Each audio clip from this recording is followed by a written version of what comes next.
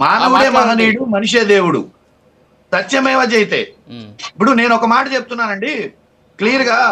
వెంకటేష్ నాయుడు అనే అతను ఒక లిక్కర్ స్కామ్ లో ఒక అతను పట్టుకున్నారు. అతన్ని ఆ పార్టీ ఈ పార్టీ అని ఆపాదించింది మొదట ఎవరు? ఆ మొదట ఆపాదించిన తర్వాతే లిక్కర్ స్కామ్ జరిగింది అని ఎప్పటి నుంచి జరిగింది, ఎలా జరిగింది, ఆ డబ్బులు ఏంటి అనేది ఒక క్రిమినల్ లా చూసి రాజకీయాలకు అతీతంగా ఎవరైతే తప్పు చేశారో వాళ్ళని శిక్షించడం అనేది ప్రభుత్వం చేయాల్సిన పని. అది వదిలేసి ప్రభుత్వం ఏం చేస్తుంది? ఇదిగో ఇది ఆ పార్టీలో జరిగింది, ఈ పార్టీలో జరిగింది, దీని వెనక ఆధారాలు లేకుండా వాళ్ళు ఉన్నారు వీళ్ళు ఉన్నారని కథనాలు నడుపుతుంది.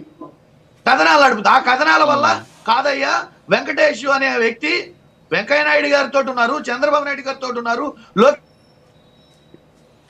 గారితో ఉన్నారు, టీడీపీ ఎంపీలతో ఉన్నారు అని అందరి ఫోటోల్ని బయటపెట్టడం జరిగింది. ఇక్కడ నేనేమంటానంటే లిక్కర్ స్కామ్ ఉందని మీరు అంటున్నారు. ఎవరైతే పాత్రదారులు ఉన్నారో వాళ్ళని అరెస్ట్ చేయండి, రుజువు చేసేదాకా ముందుగానే కథనాలు వాళ్ళు ఉన్నారు వీళ్ళు ఉన్నారు కట్టు కథలు అలటం, పరుష పదజాలం వాడటం, వాళ్ళు ఉన్నారు వీళ్ళు ఉన్నారని చెప్పాల్సిన పరిస్థితి ఏంటి? నాకు అర్థం కాలేదు. నిజంగా లిక్కర్ స్కామ్ జరిగి ఉంటే కోర్టు అడిగే ప్రశ్నలకి, కోర్టులో మీరు కేసు పెట్టి ఫైల్ చేసి కోర్టులో అడిగే ప్రశ్నలకి సమాధానం చెప్పండి. కోర్టులో అడిగే ప్రశ్నలకి, కోర్టులో జరుగుతున్న వాదనలకి, బయట చేస్తున్న ప్రచారానికి ఏమన్నా సంబంధం ఉందా? లిక్కర్ స్కామ్ అంటున్నారు. లిక్కర్ స్కామ్ ఎందులో జరిగింది? మనీ లాండరింగా, లేకపోతే కల్తీ మద్యమా, లేకపోతే డిస్టిలరీస్ కి అక్రమంగా ఏమన్నా పర్మిషన్లు ఇచ్చిందా?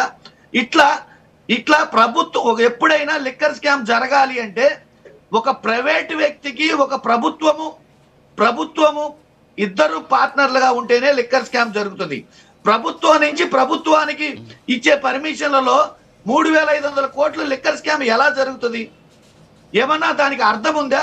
ఒక ప్రభుత్వం నుంచి ఇంకో ప్రభుత్వం చేసే దాంట్లో స్కామ్ ఎలా జరుగుతుంది? ప్రభుత్వంలో మొత్తం ఆ ప్రభుత్వం నడిపిన దాంట్లో ఆగండి కృష్ణవేణి గారు ప్రభుత్వం కోర్టులు చేయవచ్చు, అధికారులుగా పనిచేయవచ్చు కదా. మిథున్ రెడ్డిని అరెస్ట్ చేయగానే రాష్ట్రంగా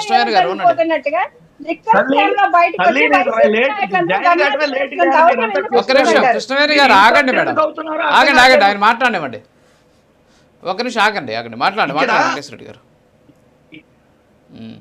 ఇక్కడ కోర్టు అడిగే ప్రశ్నలు కానీ, డిబేట్ లో కానీ, మా బోటోళ్ళు అడిగే ప్రశ్నలు కానీ, ఎక్కడైనా మేము నోరెత్తినా కానీ ప్రశ్నకి ఓపికగా సమాధానం చెప్పాల్సిన ప్రభుత్వము మధ్యలో ఇంటరప్ట్ అయ్యి మధ్యలో ఆరోపణలు చేస్తూ ఆరోపణలు చేసే బాధ్యతలో ప్రభుత్వం ఉండకూడదండి. ఆ ప్రభుత్వం చర్యలు తీసుకునే బాధ్యతలో ఉండాలి. ఆరోపణలు ఎవరు చేస్తారు? ప్రతిపక్షంలో ఉన్నోళ్ళు, పవర్ లేని వాళ్ళు చేయాల్సిన పని. పవర్ చేతిలో ఉండి అధికారంలో ఉండి అన్ని చర్యలు తీసుకోవాల్సిన వాళ్ళు ఊరికే ఆరోపణలు, నోరు పారేసుకోవటాలు ఎందుకండి? మీరు ఏదన్నా ఉంటే కోర్టుకి సబ్మిట్ చేయండి. కోర్టు అడిగిన ప్రశ్నలకి సమాధానం చెప్పండి. కోర్టు అడిగిన ప్రశ్నలకి సమాధానం చెప్పలేక అక్కడ సాక్ష్యాధారాలు చంద్రబాబు నాయుడు అరెస్ట్ చేసినప్పుడు ఊరూరా తిరిగి ప్రెస్ మీట్లు ఎందుకు సార్ పెట్టాం? అప్పట్లో మనం చంద్రబాబు నాయుడు గారిని అరెస్ట్ చేసినప్పుడు ఒక పబ్లిక్ ప్రాసిక్యూటర్గా ఉన్నటువంటి వ్యక్తి, ఒక విచారణాధికారి ఢిల్లీలో ఒక ప్రెస్ మీటు, హైదరాబాద్లో ఒక ప్రెస్ మీటు, రాష్ట్ర వ్యాప్తంగా తిరిగి ప్రెస్ మీట్లు పెట్టారు కదా సార్. అప్పుడు ఏమైపోయారు సార్? వెంకటేశ్వర రెడ్డి గారు ఇలా మాట్లాడాలి కదా. అప్పుడు కూడా మీరు డిబేట్లకి ఇలా మాట్లాడితే మరి విచారణాధికారి ప్రెస్ మీట్లు పెట్టారు సార్. ఇప్పుడు అందుకని ప్రెస్ మీట్లు వీళ్ళు మాట్లాడుతున్నారు అంటారు. దానికి బదులు అంటారు ఇది పెట్టట్లేదు, ఎవరు పెట్టట్లేదు, ప్రెస్ మీట్లు పెట్టట్లేదు సార్. మీరు పెట్టారు, వీళ్ళు పెట్టట్లేదు అంటున్నా నేను. ఇప్పుడు ఈ అరెస్ట్ గానీ ఇవన్నీ కానీ రివెంజ్ పాలిటిక్స్. రివెంజ్ కాదు సార్, వాళ్ళు పెట్టారు, వీళ్ళెవరు పెట్టలేదు కదా. వీళ్ళెవరు పెట్టలేదు కదా. కాదు సార్, మీరు అడిగే ప్రశ్నలకి ఎవరు మీడియా ముందుకు వచ్చి, విచారణాధికారులు ముందుకు వచ్చి చెప్పలా.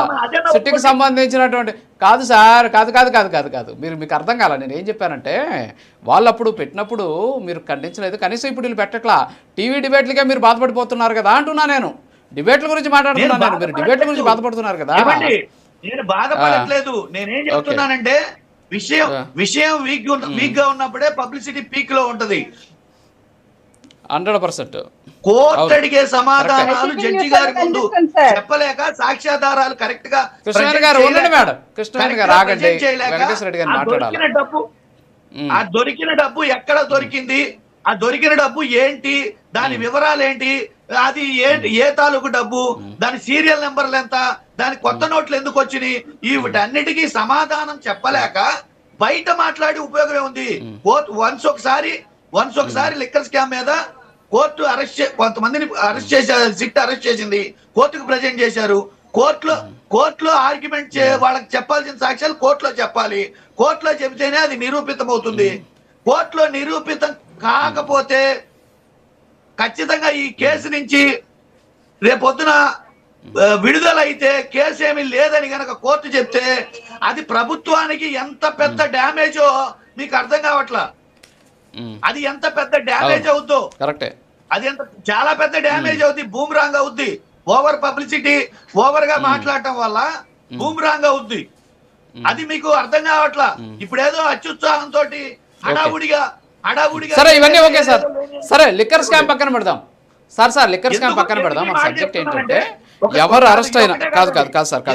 చెప్తున్నానంటే తిరుపతి లడ్డు విషయంలో కూడా ఇంత అత్యుత్సాహం చూపించారు.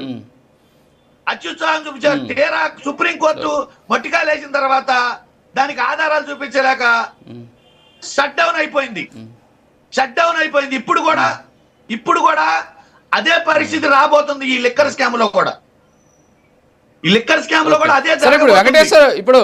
వెంకటేశ్వర రెడ్డి గారు, వెంకటేష్ నాయుడు గారు, మీ పార్టీతో ఏమైనా సంబంధం ఉందా లేదా, మీకు ఏమన్నా దాని మీద ఏమైనా ఐడియా ఉందా లేదా, ఆయన ఏ పార్టీయో తేల్చేద్దాం మన కనీసం ఈ డిబేట్లు అన్నా మీ ద్వారా. అసలు అతను మా పార్టీ ప్రతినిధి కాదు. మా పార్టీలో ఎక్కడ అతనికి పదవులు లేవు. ఫస్ట్ అది గమనించాలి. మా పార్టీ తరఫున చిన్న పదవి గాని సభ్యత్వం గాని లేదు అతనికి. ఉంటే రుజువు చేయండి. ఇప్పుడు దాన్ని బట్టి దాని పార్టీలకు ఆపాదించి రాజకీయం చేయాల్సిన పనే లేదు. నిజంగా లిక్కర్ స్కామ్ జరిగితే కోర్టు అడిగే వారి ప్రశ్నలకి సమాధానం చెప్పగలిగితే ఈ సిట్టు కూటమి ప్రభుత్వం అదే సార్. వాళ్ళు ఇప్పుడు సిట్ లో ఉండేది కాదు సార్. ఇప్పుడు సిట్ లో ఉండేది వెంకటేశ్వర రెడ్డి గారు కాదు, అలాగే రాజు కాదు.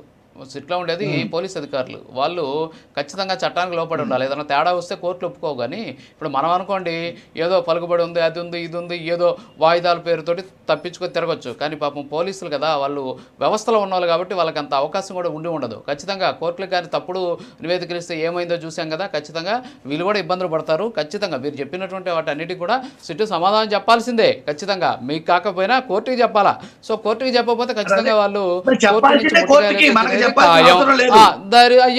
yes, there is no doubt at all.